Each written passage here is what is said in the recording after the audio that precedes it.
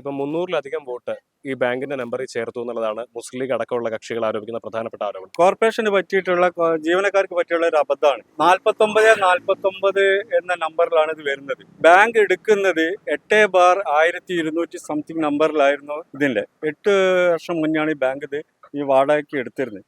എടുക്കുമ്പോൾ ഇതിന്റെ ഉടമസ്ഥൻ ശരിക്കും നല്ലൊരു RSSന്റെ പ്രവർത്തകനായിരുന്നു. അതിന്റെ റവന്യൂ നമ്പർ മാറി ഡിവിഷൻ നമ്പർ വരുന്നത് ഇപ്പം അടുത്താണ്. കഴിഞ്ഞ 8 വർഷം മുന്നത്തെ കഴിഞ്ഞ തെരഞ്ഞെടുപ്പിലെ വോട്ടേഴ്സ് ലിസ്റ്റാണിത്.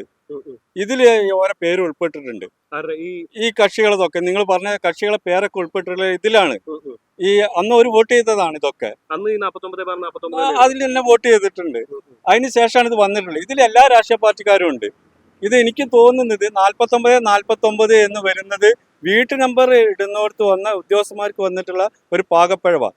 ഇപ്രകാരം മുസ്ലിം ലീഗ് കള്ളവോട്ട് ആരോപണം ഉന്നയിക്കുന്നുണ്ടെങ്കിലും അത് കേവലം ക്ലറിക്കൽ മിസ്റ്റേക്ക് മാത്രമാണ് എന്നുള്ളതാണ് പ്രദേശത്തെ CPIM പറയുന്നത്.